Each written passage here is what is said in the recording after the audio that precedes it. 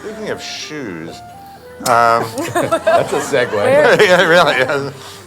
Actually, it came up when we were doing this round table with Annette Bening and Kate Winslet, and they were talking about sort of physically how they create a character and how important clothes are and what are, you know, and Bening, I think it was says, for me it's like shoes. Once I get the shoes and I know how she walks, I can get the character. And Kate Winslet said that it was her bra, you know.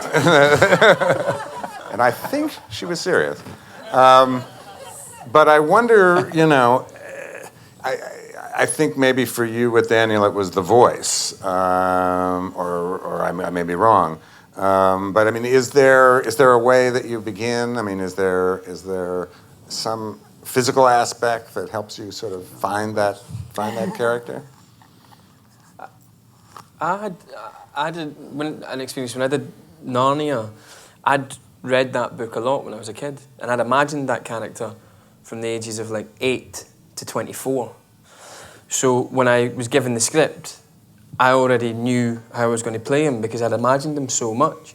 And it taught me something that when I get a new script, for me, yeah, clothes is important and all that kind of stuff, but you've got to try and imagine the character like he's been in your head for how many years would that be? 12, for 16 years. Do you know what I mean? Or longer. And so I find just reading the script again and again and again helps. And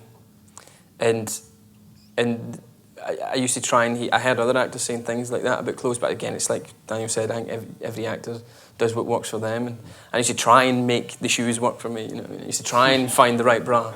It didn't work. But personally, it's about finding the character in your head first, and then recognizing him in the right clothes. That character didn't wear shoes. In the right clothes. He had hoods. Yeah. I think there's something also too, which I think with taking the layers off. I mean, I think that we are all these people. That there's an aspect of us, clearly an element of us that's exactly this person, and it's us without all these other sides of us, but that's that side. So it's just it's also just removing the other and allowing that other person to step forward that absolutely completely exists already. Yeah, I really agree with you, because I have to say, I think the most commonly asked question, and probably what I find the most annoying question, is how do you relate? You know, how do you relate to Juno? How are you like Juno? And it's what I think you're saying. It's if you're playing someone who's honest and whole and well written, you're going to be able to relate to that individual because we're just all made up of the same stuff. And it's just about connecting this, and then everything's going to fall into place, I suppose. So. But Ellen, can I ask, how do you relate to Juno?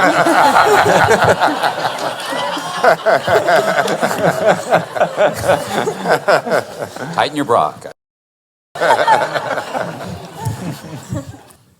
Let's have a little technical question I've always wondered about. Marion, when you do a part like PF where you have to do a lot of makeup every day, and it takes hours, I don't know how many hours.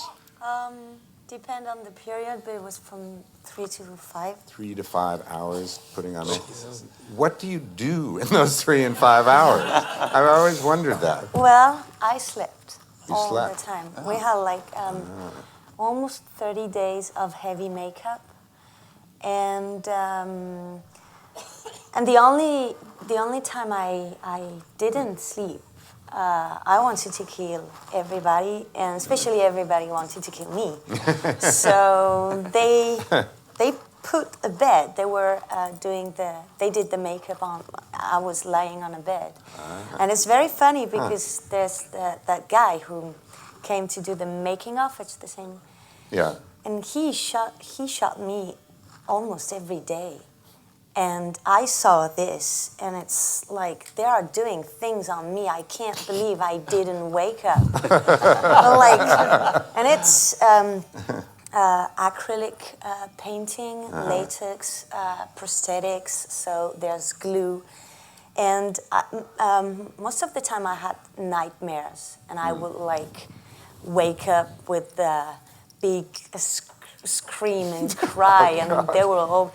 I remember one day that the makeup artist assistant, I was crying while I was sleeping. And so she spent 4 hours with tissues, not to spoil, because the salt,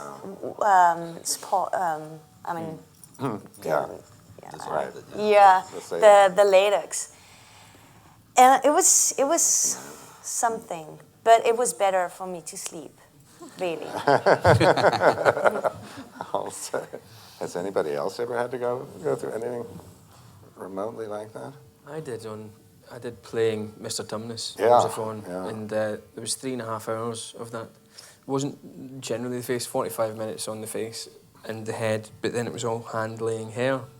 And I had to stand up for most of it to hand-lay the hair because it was all hot tongs and stuff, and I had to keep my arms up the whole time. I was very lucky though. I had a guy called Howard Berger, who heads up a creature effects unit called KNB, and a girl called Tammy Lane, and a girl called Sarah Rubano, who I had just 3.5 hours of stand-up comedy every day that I was in. They were fantastic. So that lightened it, because you'd be in at like 3 in the morning and working with an 8-year-old girl, so the priority went to her. She'd be in there 3 o'clock in the morning, you've 3.5 hours in makeup, you come out like that, you know, get onto set, and then you'd have to take care of the kid first, and that'd be great, and then she'd have to go to school, and you'd be like, the nose is falling off, and then you'd have to do your close-up, and she's doing math, and you're like, oh.